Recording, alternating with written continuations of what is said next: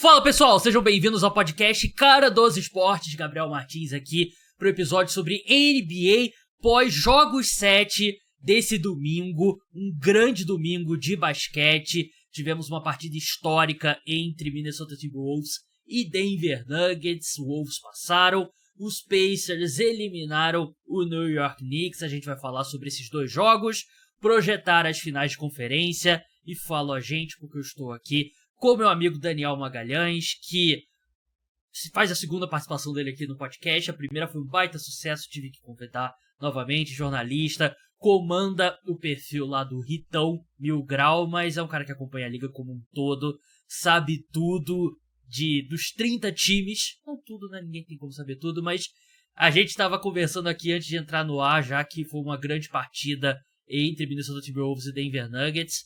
Vamos entrar logo nessa partida. Não vou dar boa noite, vou ser mal educado no programa de hoje.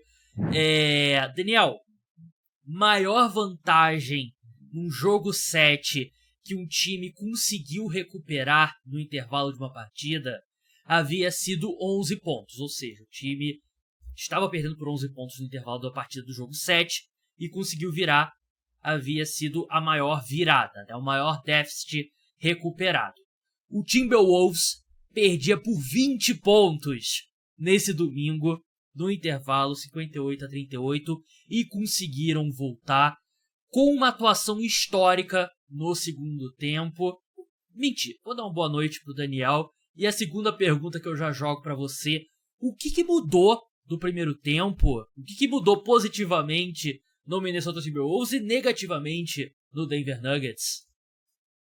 Boa noite, Gabriel. Boa noite a todo mundo que tá ouvindo. Feliz demais por estar aqui participando de novo. Primeira vez foi incrível. Falei pra você que queria estar aqui de novo, aqui estamos. E, pô, que bom que a gente tá aqui pra falar sobre uma série como essa, né, cara? Pra mim foi talvez a melhor série dos playoffs no sentido de basquete jogado, ajustes. Foi uma série muito tática, uma série muito estudada pelas duas partes. E, cara, a história que o Minnesota fez. Eu falei no intervalo, eu falei assim, cara, do jeito que o Jamal Murray tá jogando, pra mim, a única coisa que separava esse Denver Nuggets de uma regularidade nesse playoffs era o Jamal Murray entrar de vez na série.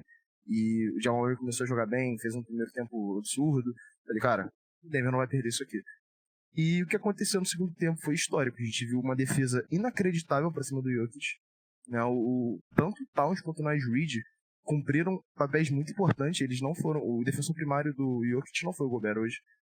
Era Naz Reid e Carlton Towns, eles estavam fazendo esse trabalho. Denver esfriou, a bola de 3 não caía, o Jokic tentou várias bolas de 3 e parecia que Denver queria isso, Denver tava puxando o Jokic pra fazer isso. E do outro lado, a defesa vira ataque, né, cara? Principalmente em jogo 7, cara. Jogo 7 tem aquela característica de ser um jogo mais físico, um jogo de pouca pontuação, então toda defesa, cara, vira ataque. Toda defesa vira ataque e foi assim que o Minnesota venceu hoje.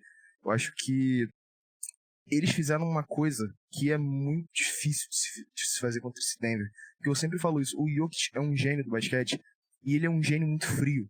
Ele é um cara que parece que tá com o controle do jogo ali. Então esse Denver tem uma característica muito peculiar de dificilmente sofrer run, mano. Esse time dificilmente sofre uma corrida, dificilmente sofre uma run. E simplesmente tiraram 15 pontos de vantagem e abriram 10 ali no final do último quarto. Então assim, sensacional. O Anthony Edwards é incrível, esse moleque é absurdo. Ele mandando tchauzinho ali pra torcida de Denver é inacreditável. Mike Conley muito bem também. Jaden McDaniels, cara, Jaden McDaniels pra mim é top 3 defensores dos playoffs. Sabe, pra mim, na minha opinião. Acho que o Janu Nobe e Josh Hart também estavam fazendo papéis muito bons. Defensores de perímetro, no caso, né? Lucas Dort também, mas o que o Jaden McDaniels faz é bizarro. Ele consegue defender 4 posições tranquilamente numa quadra de basquete. E esse Minnesota, cara, sabe aquele time que você olha e você não tinha expectativa que ele fosse tudo isso nos playoffs? Eu não tinha essa expectativa que o Minnesota fosse alcançar esse nível de basquete. Aquele time que você olha e fala assim, será que é? Só que a cada jogo que passa, você vai vendo, caraca, esse time vai chegar. Esse time vai chegar. E é isso que eu tenho essa sensação do Minnesota, cara. É um time que ainda tem... Muita gente tem dúvida no sentido de, será que bate de frente com o Boston? Só que acabou de bater de frente com o Denver, que era o melhor time da liga. Então, assim, favoritaço pra ir pra final da NBA. Verdade. Vamos por partes. Cara, isso que você falou sobre ver esse time do do Nuggets levando sequências grandes de pontuação do adversário sem conseguir responder, eu concordo muito.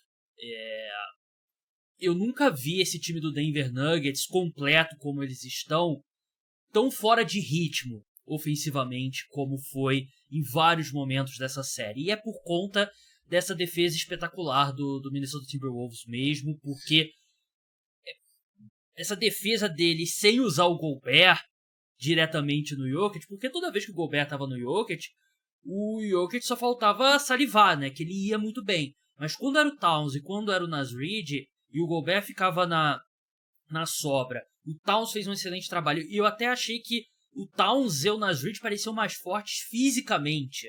O Jokic tinha mais dificuldade para mover eles do que o Gobert, né, que é um cara mais de envergadura, né, de comprimento e tal. E realmente, quando Denver forçava Minnesota fora desse tipo de marcação, né, a gente via alguns momentos nessa série, o Towns teve problemas de faltas, outras vezes o Naz Reid até, e era o Gobert no Jokic, eram os melhores momentos do Denver Nuggets, né, e foi assim, no primeiro tempo, o Jamal Murray tava derrubando tudo, foi muito parecido com o jogo 3, não, jogo 4, que parecia que nenhum arremesso dele foi errado no primeiro tempo, mas no segundo tempo a chave mudou, né, e como você falou muito bem, Jaden McDaniels jogando muito bem, o Towns jogou muito bem. Quem escuta o podcast aqui sabe que eu não sou fã do Towns, já critiquei muito o QI de basquete aqui dele, e ele novamente no final do jogo tava em problema de faltas também, né, ele só volta pro jogo quando o Gobert comete a sexta falta, e a quinta falta dele foi... Ele fez uma falta ali inacreditável, a quinta falta. A quinta falta foi muito idiota, mas eu achei que ele foi o cara mais regular ofensivamente nessa partida, porque o Anthony Edwards não teve um grande jogo. Tem alguns pontos que a gente pode levantar sobre o Anthony Edwards, né, mas ofensivamente 6 de 24. Quem manteve a equipe no jogo com desempenho ofensivo foi o Karl Anthony Towns, e foi assim, próximo à sexta, né, porque 1 de 6 só de 3, né, ele que é um excelente arremessador de 3, então assim, eu critico quando tem que criticar, mas eu achei que o Towns, tirando alguns soluços nesse domingo, eu achei que ele foi uma das melhores, assim, não das melhores não, mas em momentos grandes, foi um dos melhores jogos do Towns. Concordo muito. Sobre o Anthony Edwards, cara, eu acho importante falar sobre a mudança que o Denver fez na marcação dele, né? O Denver começou a dobrar enlouquecidamente no Anthony Edwards do jogo 3 pra frente, e isso acabou que fez com que o Anthony Edwards caísse um pouquinho de rendimento nessa questão da pontuação, né? E pra mim aí tá o próximo ponto de virada do Anthony Edwards, se ele vai ser mais que isso, né? Mas eu acho que ele precisa melhorar um pouco essas situações de como ele lida com as dobras, no sentido de tentar se livrar delas ou deixar o companheiro em melhores posições, né? Acho que Denver, nos jogos 3, 4 e 5, soube lidar muito bem com isso. Mas espetacular o jogo que o Towns fez hoje. Aquele rebote ofensivo que ele teve no final do jogo foi completamente absurdo, porque ali que acabou o jogo praticamente. Porque o Denver ia ter mais uma chance de aproximar no placar e o Towns deu a adaga neles.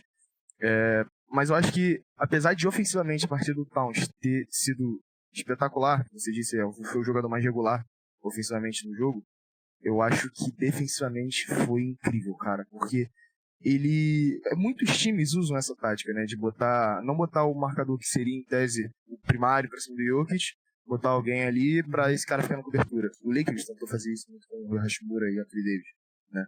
Só que existe uma diferença quando você faz isso com o Rui Hachimura e o Anthony Davis, e existe uma diferença quando no lugar de um Rui Hachimura da vida, você tem um outro pivô, que é mais forte que o pivô primário, que é o Gobert, né? Você não falou o Towns, é um cara mais encorpado na Reid também.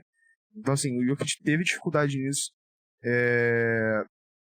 Eu senti que Denver ficou muito refém do momento do jogo. Eu nunca vi Denver com essa passividade toda. Sabe, você vê... É uma análise até meio rasa, mas você vê o semblante dos jogadores. Sabe quando você sente que as coisas estão dando errado? E os caras estão olhando, não tá conseguindo. Michael Porter Jr. pra mim foi muito assim hoje. Enfim, Denver desmoronou ali naquele segundo tempo, a torcida também ficou completamente em choque. Teve um momento ali que a Borena tava quieta. Sim. E, cara, Chris Finch, tem que valorizar muito Chris Finch, o trabalho que ele vem fazendo no sacrifício. Chris Finch tava mais machucado que o Jamal Murray, que tava falando que ele tava machucado pro jogo. Mas eu acho engraçado porque, eu não sei se eu falei isso no outro podcast, que acho que eu falei essa parada. O Chris Finch, no início da temporada, nas casas de aposta, ele era o técnico com a menor odd pra ser demitido. Fizeram uma aposta assim, qual Sim. que é o primeiro técnico a ser demitido nessa temporada? Chris Finch era o favorito. Era ele e Billy Donovan. E o Chris Finch tá fazendo um trabalho sensacional, cara. Só coisas boas pra falar desse Minnesota. O Denver agora, eu acho que é banco, né? Banco de reservas. Acho que é o primário que eles têm que resolver. O banco enfraqueceu no ano passado. Bruce Brown e Jeff Green eram caras especiais ali pra tentar fazer esse time rodar um pouco quando os titulares não estão em quadra. Mas espetacular o que o Minnesota fez hoje. Eu quero falar um pouco sobre o futuro do Denver Nuggets, mas algumas outras coisas sobre a partida e sobre a série em geral. Essa questão da dobra no Anthony Edwards, e eu concordo que é algo que ele precisa melhorar, né? E eu costumo falar aqui no podcast que pra mim o último nível da grande superestrela é elevar os companheiros de nível, né? É o que ele faz distribuindo o jogo também. E o Anthony Edwards é muito jovem ainda, só que eu já senti que no segundo tempo ele estava se livrando um pouco melhor da bola quando vinha essa dobra, né? Porque no primeiro tempo, Denver estava se recuperando muito bem nas rotações defensivas, né? Porque eu até achei que foi inteligente de Minnesota. Sempre quem estava próximo ao Anthony Edwards no ataque, quando o Edwards tinha a bola, era o Towns ou o Mike Conley, que são dois caras que, se você tirar o cara que está marcando eles e dobrar no ente, são dois excelentes arremessadores de 3, então fica mais difícil. Só que Denver estava girando muito bem. E no segundo tempo, até acho que é parte do desempenho do Jaden McDaniels, né, que terminou com 21 pontos, 3 de 4, ele teve muitas oportunidades livres, né, para arremessar do perímetro, e no segundo tempo Minnesota conseguiu mover melhor essa bola, né? O Edwards dava um passe, mas a bola continuava andando até encontrar o arremesso. Teve uma bola do Mike Conley que foi assim, foi uma movimentação muito bonita do ataque do Minnesota Timberwolves, então muito mérito do Chris Finch mesmo, como você falou. É um cara que ele saiu muito mal dos playoffs da temporada passada, né? A forma como a equipe foi eliminada e tal, e esse ano muda totalmente a chave. Do lado do Denver Nuggets, realmente frustra a atuação do Jamal Murray, que assim, ele termina com 35 pontos, e confesso que eu me choquei quando eu vi aqui no box score que ele terminou com 35 pontos, porque ele não jogou mal. O primeiro tempo dele foi brilhante, mas a sensação é que ainda faltou alguma coisa. Não era o Jamal Murray dos playoffs. Não sei se você vai concordar comigo, pode discordar à vontade, mas não era o Jamal Murray dos playoffs da temporada passada. E eu achei que no segundo tempo, nos momentos importantes, os Wolves estavam caçando ele em quadra defensivamente. Claro que a série como um todo não foi boa, mas eu achei que 35 pontos parece que o jogo foi melhor do que realmente foi do Jamal Murray. Não sei se você concorda. Não, eu concordo. O primeiro tempo dele foi brilhante e explica os 15 pontos de vantagem do Denver no intervalo. Mas eu achei que o Jamal Murray forçou muitas bolas que não precisava no segundo tempo. E essa é uma característica do Jamal Murray, né, cara? O Jamal Murray ele não tem uma seleção de arremessos das melhores, né? Só que a diferença é que o Jamal Murray, na minha opinião, é um dos melhores shotmakers da NBA. Então ele vai matar essas bolas. Só que com ele baleado, ele machucado que ele está, isso não tem como a gente negar, ele não vai matar as bolas que ele costuma matar, né? E também, assim, a gente tá falando dessa questão do Jamal Murray tá machucado e tal, mas ele já vem jogando assim desde o início dos playoffs, quando ele ainda tava saudável, né? Sim. Jamal Murray, no início do primeiro round, ele também tava de boa e ele tava completamente ineficiente arremessando, né? Mas, e é isso que faltou pra Denver, além do banco, foi aquilo que eu falei, foi isso que faltou pra Denver. O Jamal Murray precisava aparecer pro jogo. Hoje apareceu, e quando ele apareceu, o Denver abriu 15. É uma opção de carregar a bola além do Jokic. O Jamal Murray é um fit perfeito pra jogar o Jokic. Mas quando ele começa a forçar a bola sem sentido, essas bolas não caem, que foi acontecendo no segundo tempo, acontece isso. E eu acho muito engraçado essa questão do Jaden McDaniels, cara. O Kyle Lowry até falou na série do primeiro round entre Sixers e Knicks, nesse ano, daquela questão de você vai abrir mão de uma defesa, você vai focar em uma defesa, só que você vai abrir mão de outras coisas no plano defensivo. O Denver foi lá, dobrou no Anthony Edwards, beleza. Só que você vai deixar outros jogadores livres. Esses jogadores, Jaden McDaniels. Não só nesse jogo agora, no jogo 6 também foi perfeito o que o Jaden McDaniels fez. Eu acho que foi acima de 20 pontos também, se não me engano. Sim, foi. Acima de 20 pontos também. É essencial, cara. Os role players, quando você vê que o seu all-star do seu time tá mal, não tá conseguindo fazer o jogo dele, eles têm que aparecer, cara. O Jaden McDaniels foi brilhante nisso. Uhum. O Mike Conley, eu senti que a perda dele no jogo 4, foi no jogo 4 que o Mike Conley não jogou, a perda dele no jogo 4 foi jogo 4 ou 5? Agora tá tudo embaralhando na minha cabeça, mas em retrospecto foi muito subestimada, né, a ausência dele nesse jogo. Muito. Ele é esse tipo de cara que, se deixar o Mike Conley livre... O Mike Conley livre tem uma das maiores métricas de acerto de arremesso na liga para 3 pontos. Sim. Então você pensa como que isso pode punir um Denver que tá dobrando o Anthony Edwards toda a posse, né? Uhum. E esse ponto que você tocou, eu acho que é perfeito, porque o Nuggets dobrou a marcação do Anthony Edwards e os outros jogadores conseguiram aparecer. Em Denver, não. Porque assim, tô falando do Jamal Murray, claro, ele é a segunda estrela dessa equipe, mas não é difícil encontrar no box score onde que os Nuggets perderam esse jogo, né? Aaron Gordon e Michael Porter Jr. combinaram para 5 arremessos de 17 tentados e 11 pontos. Foi aqui. O Aaron Gordon não conseguiu repetir o desempenho do jogo 4. Tudo bem que o jogo 4 foi muito acima do que a gente espera do Aaron Gordon, né? Mas ele é um cara que tem que ter ali pelo menos 1 de 3 da linha de 3 pontos e 12 pontos, né? Algo do tipo. Minnesota fez um trabalho muito bom cortando as linhas ali de ponte aérea, né? Eu falei sobre isso logo no começo da série.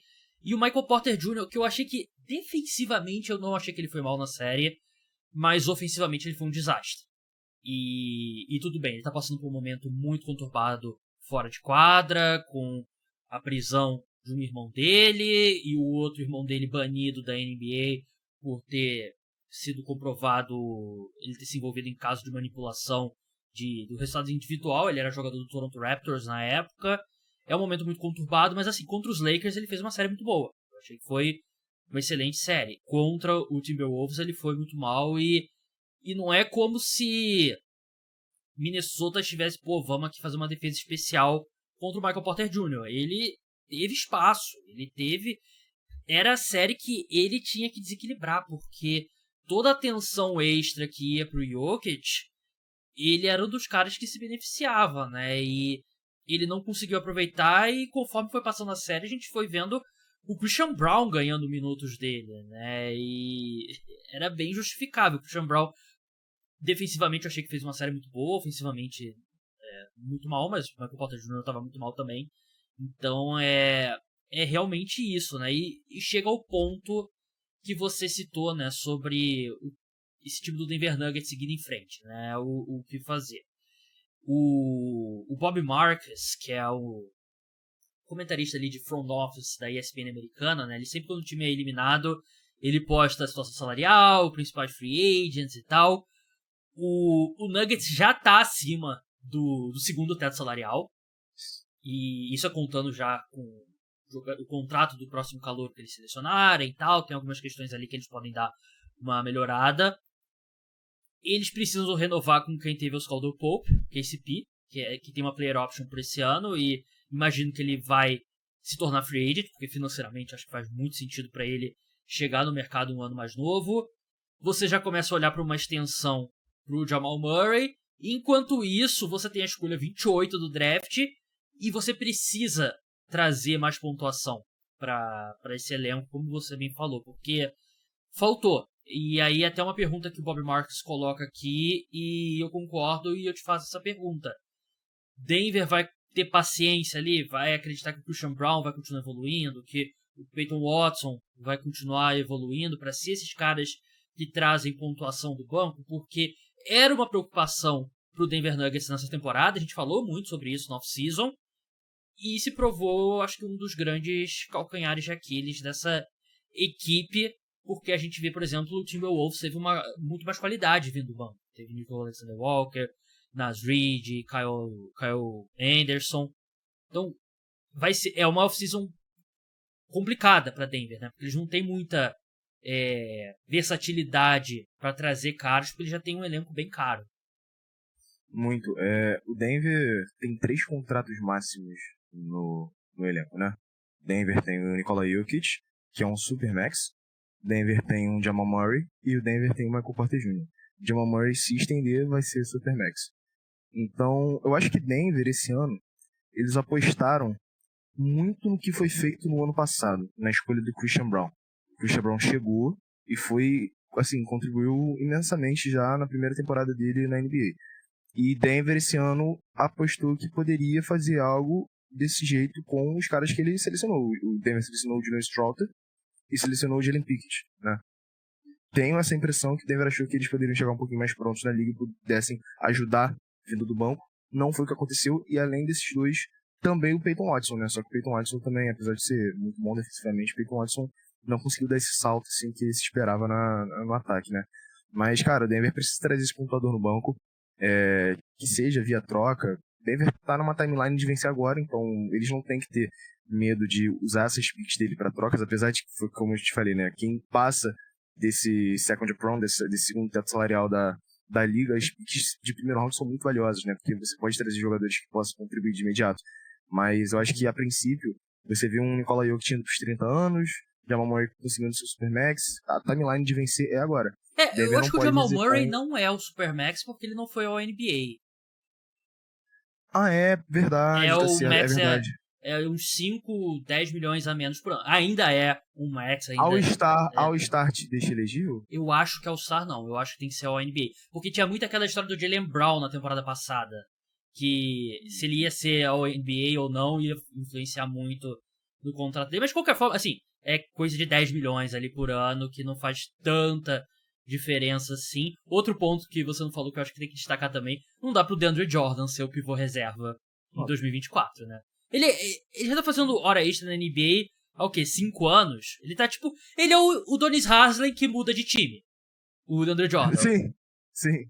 O DeAndre Jordan, ele já... Pô, a série... Eu falo do meu time, né? A série do Miami Heat contra o Philadelphia 76ers em 2022, que o Embiid tava machucado e o DeAndre Jordan jogou no lugar do Embiid. O que o Adebayo fez a festa pra cima do DeAndre Jordan é brincadeira.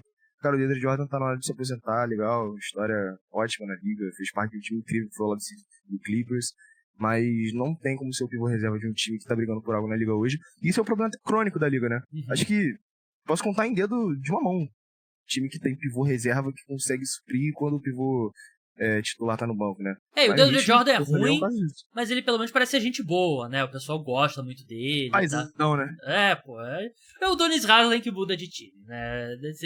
Desse nível, assim, claro, não tem os títulos do Donis Haslem, né? Mas, assim, Denver Nuggets, próxima temporada, vai ser um dos favoritos ao título, não tem dúvida. O Oeste é um caminho muito difícil, né? E é aquilo que eu falei alguns podcasts atrás, né? Se o Wembanyama não tem aquele jogo absurdo na penúltima partida dos Nuggets na temporada regular, o Nuggets estava no caminho no outro lado da chave, né? Não teria enfrentado o Minnesota Timberwolves agora, né? Teria um caminho, por exemplo, ia enfrentar o Oklahoma City Thunder, Dallas Mavericks e tal, que eu acho que seria um caminho mais fácil do que enfrentar o Minnesota Timberwolves. Então, o Oeste é muito difícil. Não acho que tenha algum problema, sim, problema estrutural, alguma coisa muito errada nesse time. Eles ainda tem o melhor jogador do mundo. O Jamal Murray precisa jogar melhor, Michael Porter Jr. precisa jogar melhor, mas assim, cara, às vezes é isso, né? Às vezes o cara jogou mal, o cara teve uma série ruim e perdeu, né? E o próprio Anthony Edwards, né? Se o Wolves tivesse perdido esse jogo, eu até brinquei no Twitter, né? Pô, se fosse o Tatum fazendo esse jogo doente hoje, o Twitter já teria saído do ar. O pessoal já teria destruído o Twitter. Mas às vezes o cara tem um jogo ruim, né? Não tem jeito. E até acho que é um sinal muito grande de maturidade do Anthony Edwards. A forma como ele conseguiu contribuir com o time, mesmo não estando inspirado. Mas foi um grande jogo 7. Uma série que cada jogo individual talvez não tenha sido espetacular, mas no geral, como você falou no começo, uma série de ajustes e reajustes, né? Principalmente, você falou do Anthony Edwards estar contribuindo com o time sem ser na questão da pontuação, principalmente na defesa. Sim. No último quarto, o Anthony Edwards fez uma pressão muito grande no portador da bola. em todas as posses que ele tava defendendo o cara que tava com a bola na defesa, ele botava uma pressão absurda. Navegava bem entre os bloqueios, não deixava o portador da bola ficar confortável, e aí, claro, você vai criar uma dificuldade para a jogada ser construída, né? E aí, muitas vezes, eles tinham que dar pro Nikola Jokic no post, né? E aí, a gente viu o que aconteceu com o Anthony Towns, com o Gobert na cobertura. Cara, incrível o que o Chris Finch fez hoje, incrível o que esse time tá se propondo a fazer nos playoffs, e favoritaço pra final. Eu achei estranho, até pra encerrar esse jogo e já projetar a final do Oeste, eu achei estranho. Denver meio que encontrou algum sucesso com o Aaron Gordon trazendo a bola, com o Jokic, sim, não sendo o Jamal Murray trazendo a bola, né, pra tirar ele um pouco dessa pressão. E eu achei que eles voltaram a deixar o Jamal Murray ser muito pressionado pelo Anthony Edwards, como você falou, e isso quebra o ritmo, né, do ataque dos Nuggets, né, porque aí muitas vezes seu ataque, em vez de começar, sei lá, com 19, 20 segundos, está começando com 17, 16, né, e você tem que recomeçar ali. Quando você consegue passar a bola do meio da quadra, você joga a bola no Jokic, aí você tem que recomeçar e tal. Então eu achei que Denver parecia que tinha encontrado uma forma de combater isso, e eu meio que nos últimos 2 jogos eles meio que abandonaram. Dallas Mavericks contra Minnesota Timberwolves, Daniel. Mavericks que não era favorito contra o Oklahoma City Thunder. Não sei se era o seu palpite, não era o meu, mas no site, eu achava que era favorito. No site de apostas, o KC era favorito, mas Dallas passa, com o Luka nos últimos jogos parecendo mais saudável, né, o que é importante. O PJ Washington parecendo mais humano, né, na reta final da série, né, porque ele, eu até brinquei, ele virou tipo o Kevin Love no auge, né, o Chris Bosh no auge, né, nessa série contra o KC. Minnesota é favorito. Isso ninguém acho que vai dizer o contrário. Mas você consegue ver Dallas de repente vencendo, Dallas complicando, porque por melhor que o Anthony Edwards seja, quem tem o melhor jogador da série é o Dallas Mavericks, é o Luka Doncic. E sempre quando você tem o melhor jogador da série, você tem uma chance, né? Sim, eu acho que o Minnesota chega na série como o grande favorito. Isso aí é incontestável. Mas o Mavericks tem sim uma chance, cara. O Mavericks, pra mim, mostrou muitas coisas boas nessa semifinal de conferência. O Doncic, mesmo dele com o joelho do jeito que tá, a gente sabe como o Doncic tá jogando um sacrifício, mas ele ainda é o Luka Doncic, principalmente nesses últimos jogos da série, ele começou a lidar um pouquinho melhor com isso. Cara, eu tenho muita curiosidade pra ver como que o Doncic vai lidar com uma possível pressão na marcação, aquela marcação cerrada de Minnesota, que o Minnesota usou muito na série contra o Denver. Mas ele já se deu bem contra o Luguentz Dort, né? Agora provavelmente vai ser o Jaden McDaniels por cima dele. Aí é um cara com um pouquinho mais de envergadura. Isso é difícil até na questão de... O Luka, ele é um cara que, se ele recebe dobra, ele consegue ler muito bem o jogo. Só que quando você tem um cara com maior envergadura fazendo sua defesa, fica mais difícil. Então vai ser um desafio pro Luka Doncic. O Jaden McDaniels é um cara mais alto, então ele também não vai conseguir ter toda essa vantagem de altura que ele tinha com o Dort. Mas, cara, acho que dá sim.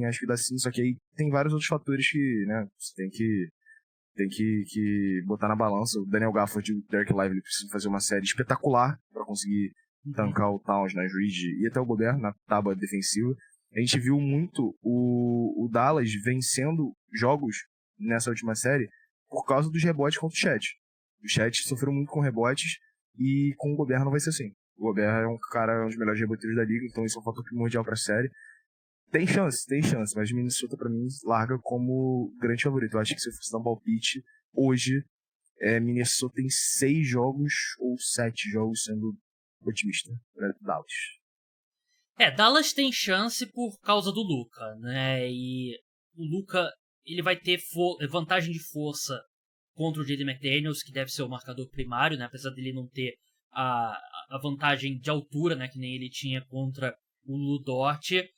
Mas, assim, é uma grande diferença você vencer a batalha ali no garrafão contra o Chet e nenhum pivô reserva, e vencer a batalha contra o Gobert, contra o Towns, contra o Naz Reid. Esse ponto vai ser muito difícil para Dallas, e eu também iria de Dallas, eu também iria de Minnesota em 6 jogos, mas eu acho que Dallas pode fazer uma série complicada, porque, de novo, Dallas tem o melhor jogador dessa série, o Doncic. O Doncic é capaz, e o Doncic vai lidar melhor com essa pressão do que o Jamal Murray. Ele é um passador incrível. Se dobrar, você vai ter o Kyrie Irving do lado dele, que você não pode deixar sob hipótese alguma. Uma coisa é deixar o Michael Porter Jr. livre, outra coisa é você deixar o Kyrie Irving livre, né? Então, eu imagino que vai ser uma série bem interessante, mas Minnesota é favorita. E, assim, eu entrei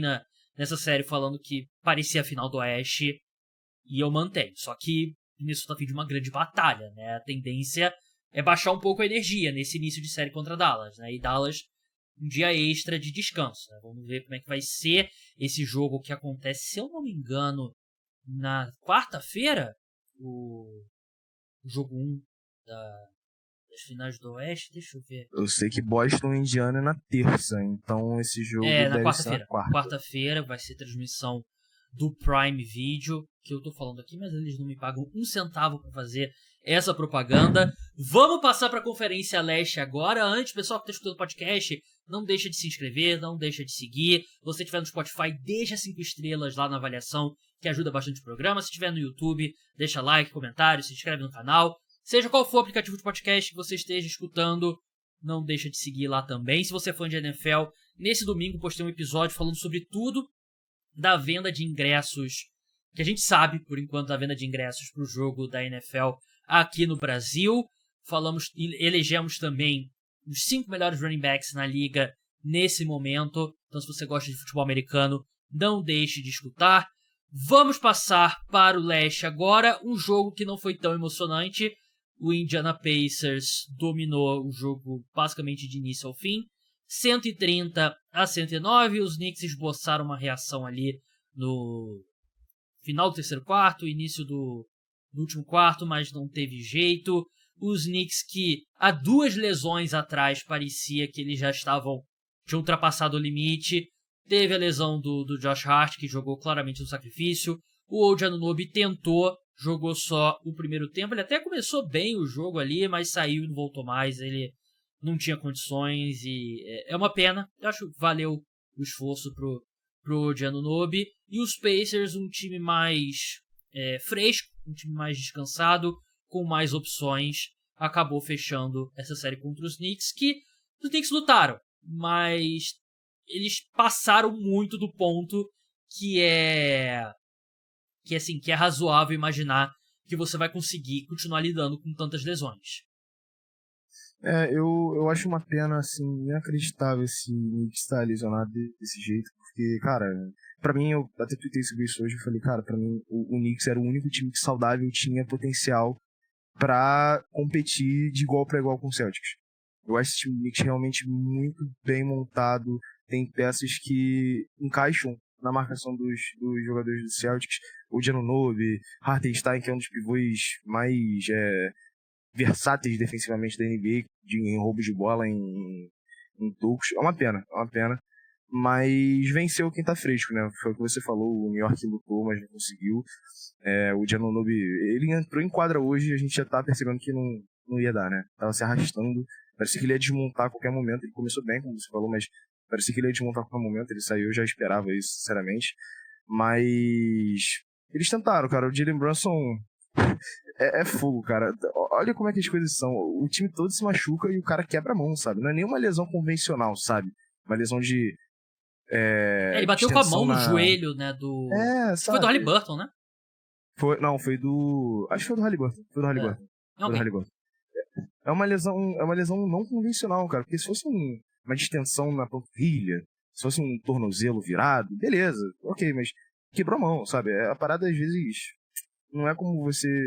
Quando tá pra acontecer, sabe? E eu vi muita gente falando do Tom Thibodeau, que essas lesões são uma consequência da minutagem que ele dá, mas se a gente pegar pra pensar, cara, tipo, os caras estão machucados. Bogdanovic não jogou a temporada toda com o Thibodeau e também ele não teve minutagem tão alta assim.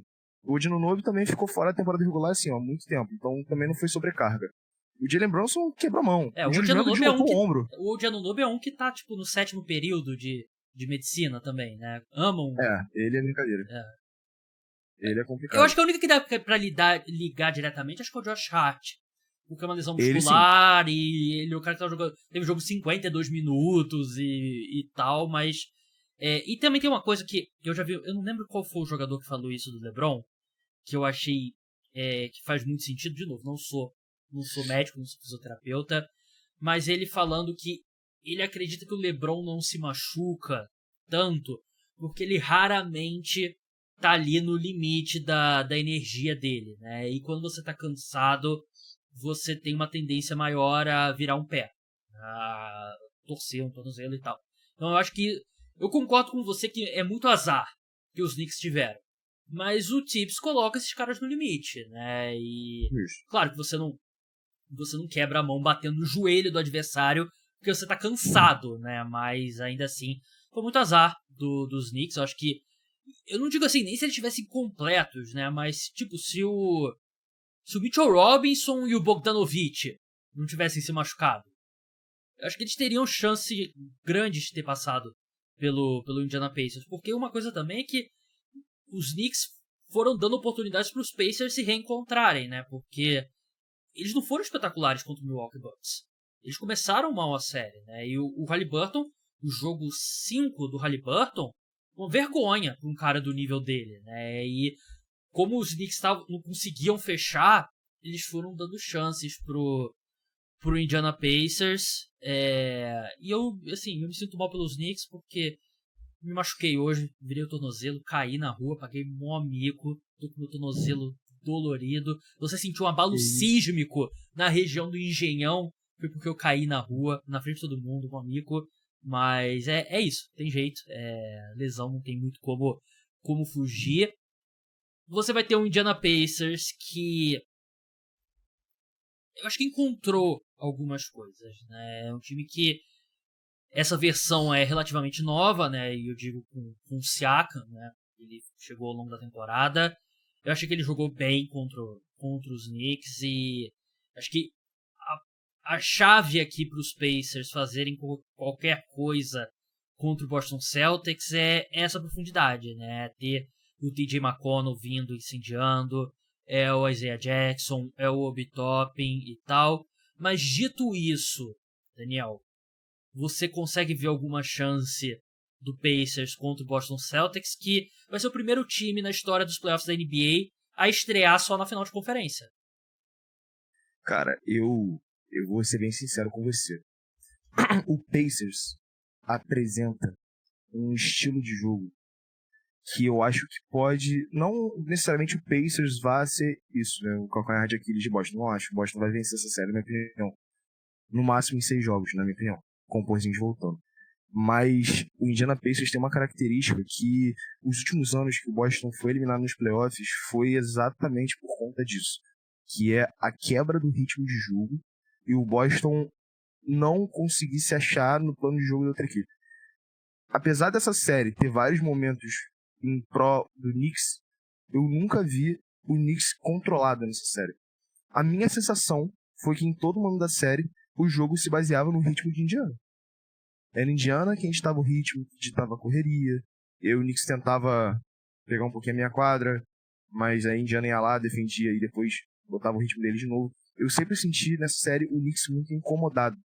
E nos últimos anos, o Celtics tem tido problemas com isso. A maioria das séries que o Celtics perdeu pro Heat, né? Perdeu 2 séries aí nesses anos, uma na bolha e agora no ano passado. Teve também a que foi pro jogo 7 que o Boston acabou ganhando, mas até nos jogos que o Heat venceu nessa série, esse foi a grande temática, assim, né? Porque o Heat tentava botar um outro estilo de jogo e o Boston ficava perdido. O Jaylen Brown, por muitas vezes, não conseguia lidar com esse ritmo de jogo, fazia decisões erradas. Então, eu acho que Boston pode sofrer um pouco nisso. Dito isso, Boston é muito favorito.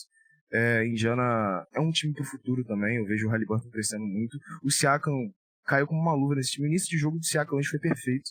Esse time do Indiana tem muitos jogadores que são assim, aquele tipo de jogador que você olha e você fala, pô, eu queria ter no meu time, sabe? Tipo, era um Nesmith, sabe? Era um Nesmith. Foi perfeito esse rebuild de Indiana, porque você vai pensar como que foi feito aquele time que era Malcolm Brogdon, Sabonis e tal. O Malcolm Brogdon foi trocado pelo Aaron Nesmith uma pick. E na época muita gente falou assim, nossa, Malcolm Brogdon só por isso, e hoje o Aaron Nesmith é um dos melhores 3D da liga, e é peça fundamental desse time. O Sabonis foi trocado por um jogador que agora o Pacers tem o futuro todo pela frente, que é o Haliburton. O Siaka eles conseguiram pegar por Bruce Brown em 3 picks que vão ser ruins, né? Então, assim, perfeito o rebuild de Indiana. Eles estão colhendo os frutos que eles plantaram, porque foi algo muito bem pensado. A renovação do Miles Turner é perfeita. O Miles Turner, se não me engano, recebe 20 milhões de dólares, né? É uma quantia muito pequena para um jogador do calibre dele. Então, deram aula de como fazer esse rebuild. Não foi nem um rebuild, né? Foi um retool, a gente pode falar assim, porque o Indiana não tancou. A pick mais alta dele foi o Jarvis Walker, que nem na rotação tá, sabe? Então, perfeito o que esse Indiana tá fazendo. Destacar também o TJ McConnell, fez uma série espetacular. O TJ McConnell, em certos momentos da série, jogou mais que o Haliburton. Sim. Tava sendo uma peça mais importante que o Haliburton pro time. E Indiana vai vir pra incomodar o Celtics, sim, cara. Eu acho que essa série pode terminar até em 6 jogos, mas vai vir pra incomodar. Destacar também o Rick Carlisle, que acho que é um dos técnicos mais subestimados da NBA, desde a época de Dallas Mavericks. Você não tem professor. Você não tem boas memórias dele, né? Porque aquela série absurda do Dallas Mavericks, a final contra o Miami Heat, né, em 2011. Mas o Nesmith, que na época do Celtics eu achava que o Celtics deveria colocar ele pra jogar, porque ele dava alguns flashes ali e a defesa dele contra o Jalen Brunson foi vital. Acho que é o cara que melhor marcou o Jalen Brunson, né, nos playoffs até agora. A questão do Jaden McDaniels que eu falei pra você, da altura, é o Nesmith, total. É um jogador que tem uma envergadura gigante e que vai atrapalhar um jogador até baixo por causa do Jalen Brunson. Né? E ele é forte também, né? Então é um excelente jogador ali. E você falou do TJ McConnell. O Pacers poderia ter vencido essa série antes se tivesse um pouco menos de pudor de tirar o Haliburton e botar o McConnell em determinados momentos, né? Se não me engano, no jogo 2... Acho que foi o jogo 2 que o TJ McConnell tava muito bem, o Haliburton tava muito mal, mas aí o Haliburton ainda volta pra fechar a partida, né? E eu entendo por que o técnico faz isso, porque é uma decisão, assim, você tirar sua estrela, fechar sem ela, você vai ficar ouvindo perguntas sobre isso, acaba um pouco com a confiança do jogador e tal, então eu entendo, e deu fruto, né? Porque a gente viu como o Haliburton terminou bem a série, né? Eu concordo que essa correria do Pacers pode colocar o Celtics numa situação um pouco mais difícil, porque o Celtics é um time que tem uma tendência a se afobar, né? E é um time que tem uma tendência também a arremessar muito de 3. Se começa a virar um concurso de 3 pontos, os dois times arremessando ali 25 vezes de 3, 30 vezes de 3, que seja, aí vira um pouco sorte, né? Porque pro Pacers, quanto mais jogar ali pra variável da bola de 3, melhor pro Pacers, porque é um time inferior. Eu acho que esse é o jogo deles. Sim, todo time inferior na NBA meio que faz isso, né? Vamos arremessar no alto volume, e se a bola cair, foi como o Miami Heat venceu um jogo do Boston Celtics, né? Claramente estava em desvantagem. Vamos arremessar, bater o recorde de tentativa de arremesso de 3 da franquia, e vamos ver no que vai dar. Então, é difícil fazer isso 4 de 7 jogos? Mas o Pacers tem profundidade, tem essa velocidade, e a gente já viu o Celtics se afobando e acabando se complicando em séries. Dito isso, eu acho que a gente vai ver Boston Celtics em 5 de novo, porque eles têm o Drew Holiday e o Tyrese Haliburton pra jogar eles têm o Drew Holiday e o Derek White pra jogar no Tyrese Haliburton, e tem a questão do Porzingis, porque sem o Porzingis, o tamanho do Miles Turner, o Al Horford não tem condições de ficar perseguindo e não vai ter a verticalidade. Isso pode ser um problema. Mas a tendência é que o Porzingis volte no início até das finais do leste. Então eu vou de Boston Celtics em 5. Qual que é o seu acho palpite? que o Porzingis não volta para os 2 primeiros jogos da série. Saiu uma notícia que o Porzingis vai estar fora nos 2 primeiros jogos, mas que há otimismo que ele volte mais pra frente. Mas os 2 primeiros jogos, a princípio, ele tá fora. Antes de falar do futuro dos Knicks agora, eu vi um tweet aqui muito bom do mano de OKC, que me mandaram aqui. Aquele lance que acho que foi o Jaden McDaniels, que ele tentou uma dunk no final do jogo, e ele falou que o Draymond Green teria saído algemado do ginásio se fosse ele. Pior que teria mesmo, eu pensei isso na hora. Pô, Tem que ter alguém ali, porque... Eu lembrei do Jokic com o Markieff Morris, né? Foi até contra o Miami Heat, né? Pô, faltou isso do Jokic, né? Não pode fazer isso com o jogo. O Jokic, inclusive, discutiu com o Anthony Edwards no final do jogo. Ele ficou falando com o Anthony Edwards. O Anthony Edwards tentou passar um pano quente na situação no final do jogo. Mas o Jokic ficou de cabeça quente ali. Mas é foda, né? Tá todo mundo irritado ali. Mas enfim, é do jogo. Eles ganharam, podem fazer o que eles quiserem. Depois tem que arcar com as consequências. New York Knicks agora seguindo em frente, né? Pra gente encerrar aqui o programa, a grande questão que fica, na minha opinião, da sua opinião também, você sai dessa série pensando: dá pra vencer um título na NBA se o Jalen Brunson for o seu melhor jogador? E a minha tendência, por mais que eu goste do Jalen Brunson, a minha tendência é dizer que não. Porque ele é um cara de 1,80m e tem um limite que você pode fazer com esse tamanho. Eu acho ele espetacular, mas eu sinto que o New York Knicks ainda tá a uma troca grande por uma estrela de brigar de verdade por um título. Claro que eles poderiam ter ido mais longe se tivesse com o elenco completo, com o Julius Randle, com o Bogdanovic, com o Robson e tal, mas eu acho que se o Jalen Brunson é o seu melhor jogador, eu acho que tem um teto no que você pode fazer, e eu acho que os Knicks estão meio que batendo com a cabeça desse teto nesse momento. Cara, eu fiz essa pergunta no Twitter hoje e eu tava pensando muito nisso. E se você perguntar pra mim, hoje, a minha resposta vai ser: não sei. Porque, cara, eu não sei dizer, porque o último time da NBA que ganhou um título sem ter uma super estrela no elenco foi o Pistons de 2004. Que é aquele time... Mas aí era outra época de NBA, uma NBA muito mais voltada pra defesa. Jogo 70-65. Né? Isso aí não existe hoje. Mas, cara, aí você fica pensando, o Knicks tem uma super estrela? Depois desses playoffs, eu tendo a considerar o Jalen Brunson uma super estrela. Por tudo que ele fez, média de 35 pontos por jogo nos playoffs, botou o time nas costas, foi um sistema ofensivo inteiro, né? Então, tendo a botar o Jalen Brunson nesse patamar. Agora, essa questão da altura é bem sintomática, né? Porque o único armador baixinho que ganhou a liga sendo principal jogador foi o Steph Curry. Aí você pode lembrar, sei lá, Dwayne Wade. Dwayne Wade tinha 1,93, que faz diferença. Não, o próprio Curry é bem mais alto que o Curry. O Curry é bem mais alto que o Brunson também, né? Curry tem 1,88, né? O Brunson tem 1,85, talvez? Não, acho que não tem isso, não. Eu acho que o Curry tem 6,3, né? O 6,3 é mais... Não, o Curry tem 1,88. Ele tem 1,88. O Jalen Brunson, ele é listado, acho que com 6,1, mas ele não tem 6,1 nem aqui nem na China, né? Ele deve ter, tipo, 1,80m, 1,81m. Eu acho que você teria que ir, tipo... O Curry é um bom exemplo. Só que você tinha um time historicamente foda, né? Você tinha o Draymond, Clay, Iguodala, um sistema incrível. E também o Jalen Brunson não é o Curry, né? O Curry é, na minha opinião, um dos 10 maiores de todos os tempos, né? E times que têm um jogador dessa altura que foram campeões, cara, se você inclui o Curry e o Pistons do final dos anos 80, com a Isaiah Thomas, que também é difícil você fazer um paralelo entre a NBA daquele tempo e dos dias atuais, né? E até acho que, se você tiver um time, perfeito, de repente você consegue ser campeão com o Jalen Brunson, né? Mas a margem de erro é menor.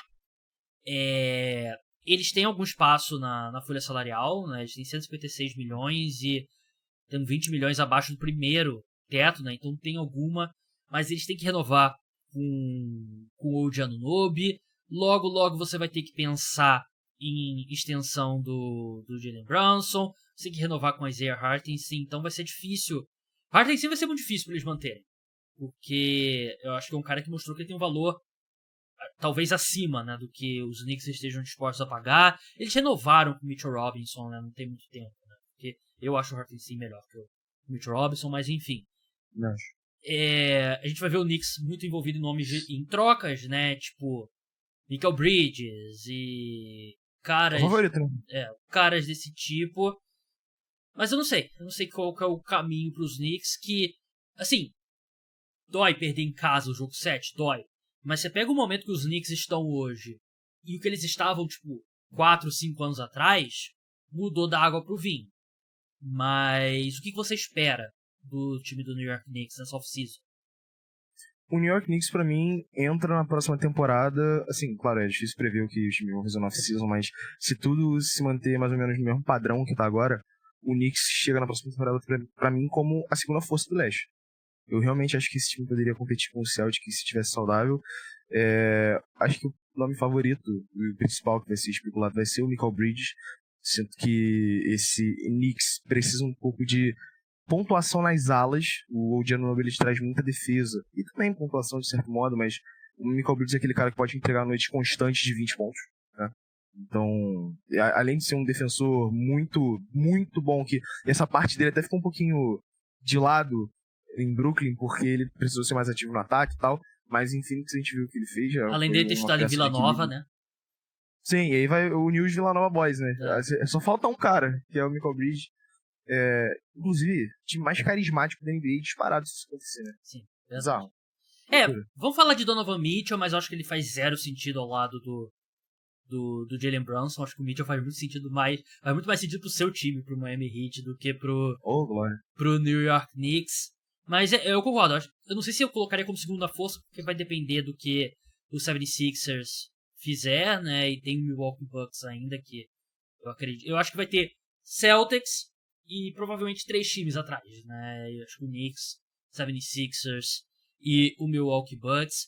Daniel, muito obrigado pela sua participação. Sigam ele lá no @Ritão1000_grau, HEATAO, sem tio, ML_grau. Vai ter live lá na Twitch durante as finais da NBA, finais de conferência. Qual que é o plano? Cara, eu vou fazer. Eu não fiz. Né, eu fiz uma live nessa última semana agora, porque eu tava meio. Tava meio embolado com prova de faculdade, tá difícil. Mas vou dar uma atenção especial nessa final de conferência, final de NBA. Inclusive, vou estender o convite pra você participar lá com a gente. Que tamo lá, resenhando com o chat, vai ser maneiro. Só chamar que eu dou uma passada lá. Eu tava fazendo live no TikTok. Tem gente perguntando se eu ia voltar e tal. A questão que eu acho que é subestimado. Live cansa pra cacete. Eu acho que live cansa. Muito. Live cansa mais do que gravar podcast. Muito mais. E aí eu tenho que gravar podcast, fazer live, fazer vídeo, fazer o conteúdo pros apoiadores. Porque ainda tem. Tem muita gente que não sabe que eu falo de NFL. É bizarro pensar isso, porque eu comecei o podcast basicamente só com a NFL, né? Tinha um amigo meu, Caio Miari, que participa sempre aqui do programa. Ele tem um irmão mais novo que escuta o podcast. Dá um abraço pra ele, não lembro o nome, desculpa. Mas o irmão dele escutava os podcasts de NBA há muito tempo, mas não escutava os de NFL. E o Caio participa, 3, 4 anos comigo do podcast falando sobre a NFL. E ele não sabia que o irmão dele participava do podcast que ele escuta. Então tem tudo isso. E aí, me desculpa, a live acabou sendo o que eu parei de fazer, porque eu tenho um limite aí pro meu dia, horas do meu dia. Mas enfim, muito obrigado, Daniel. Siga ele lá na Twitch. Podcast Cara dos Esportes volta agora nessa... A gente não vai ter podcast nessa segunda-feira. Provavelmente, deixa eu ver aqui o calendário aqui da... É ótimo fazer planos ao vivo aqui no podcast. Bagulho freestyle. Bagulho freestyle. Segunda-feira não tem jogo, então terça-feira de manhã não tem podcast.